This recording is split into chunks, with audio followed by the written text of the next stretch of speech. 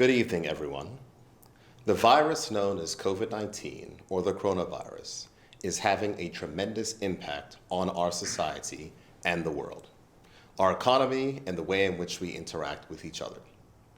Naturally, we are anxious about the future and the health and safety of our loved ones. It must be stressed that at this point, there are no confirmed cases of COVID-19 in Bermuda. Despite that, we are taking precautions based on the guidance of our health professionals at the Ministry of Health and their partners at the World Health Organization. Our Chief Medical Officer, Dr. Cheryl Peak-Ball, and her team at the Ministry of Health have provided me with the latest update on the steps we are taking to keep our people safe here at home. Dr. Peak-Ball and her team have been working tirelessly around the clock, nights and weekends on this issue, all while often being forced away from their families. On behalf of the people of Bermuda, I thank them all. Preparation for COVID-19 didn't just start last week. Since the World Health Organization declared the outbreak to be a public health emergency of international concern in January, the Public Health Emergency Response Team, led by the Chief Medical Officer, has been preparing Bermuda, ensuring that additional supplies for our healthcare system were ordered, effective containment policies were being identified, and contingencies for any conceivable outcome were prepared. Bermuda is following the examples of countries such as Singapore, which have successfully managed COVID-19 and kept it contained while keeping the spread of this disease minimized and the loss of life at a minimum. With the announcement that everyone arriving to our shores will be required to self-quarantine, Bermuda is moving to another phase in our efforts to protect our borders and reduce the risk of importation of possible COVID-19 cases and to contain the possible spread of this disease. This was a difficult decision as it essentially shuts down our borders and our tourism industry. But controlling community spread of COVID-19 and preserving the safety of our Bermudian people is paramount.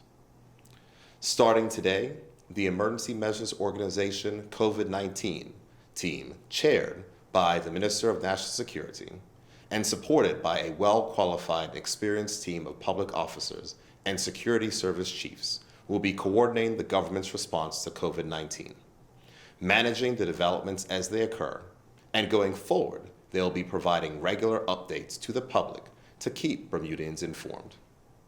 This situation is rapidly evolving, and your government is responding swiftly as circumstances require. If COVID-19 does arrive in Bermuda, an action plan is in place to contain its spread. As it stands today, there are no confirmed cases of COVID-19 in Bermuda.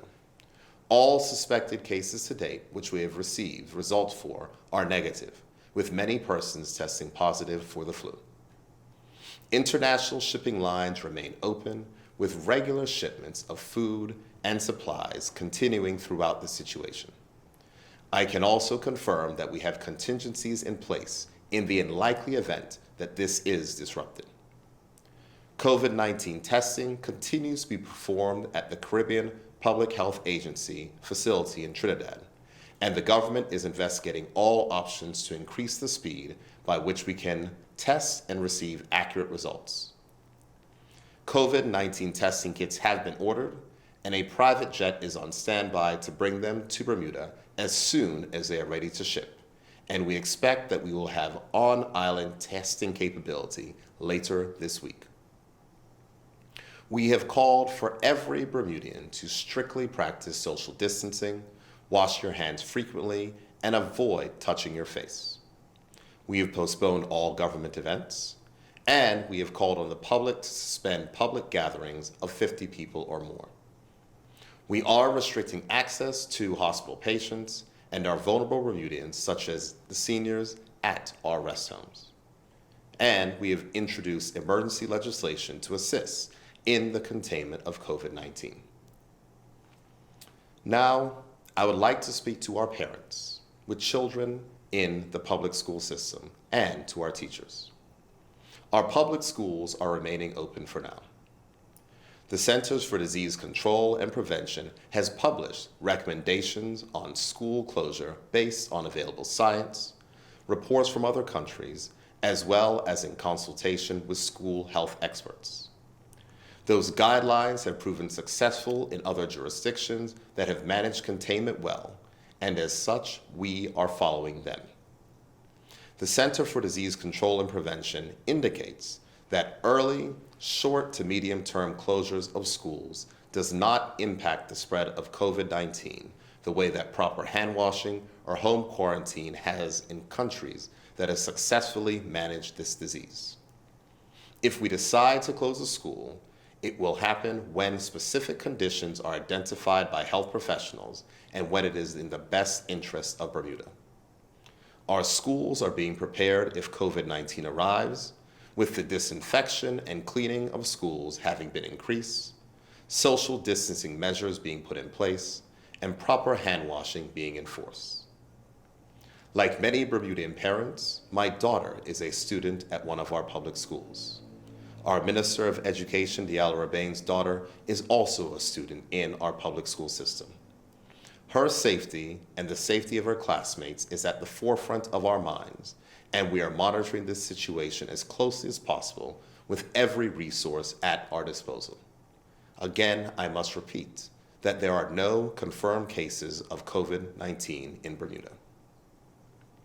It has been said that in times of crisis, truth is the first casualty. Sadly, rumors are flying rampant, creating panic and a drain on human resources. This is not helpful, and I strongly discourage the spreading of false information which may incite fear and panic in our community. I encourage every resident to get their information from official sources, the Bermuda government website and government's Tree Frog app, as well as government social media pages. These are updated as information is received and confirmed, and you can access the website at www.gov.bm/coronavirus. Any situation posing a risk to the safety of the general public will be communicated through official Government of Bermuda channels. I want to remind each of you that the most effective way to contain the spread of COVID-19 is to practice proper hygiene, engage in frequent proper hand washing, maintain social distancing, and if you are feeling ill or if you're on self-quarantine, please stay at home. If the preventative and containment measures recommended by the government are not followed, it could lead to overwhelming our medical system and the death of friends, family, and neighbors. Together, we must do everything we can to avoid this situation. I, like many of you, have elderly parents, parents who are in the group most vulnerable to COVID-19. Like you, I'm deeply concerned about their safety and in keeping them safe. None of us wants to lose a loved one before their time. Therefore, we are all in this together. Making it through this difficult period demands that we have the effective use of all of the government's resources to prevent the spread of COVID-19. But it also requires responsible citizens that strictly follow all of the recommended containment and self-quarantine protocols, and a responsible business community that is compassionate to our displaced workers while assisting in reinforcing our containment measures and working alongside the government. Thankfully, most of us are keeping calm, and we are resisting our natural habit of hugging and shaking hands and are maintaining our social distance.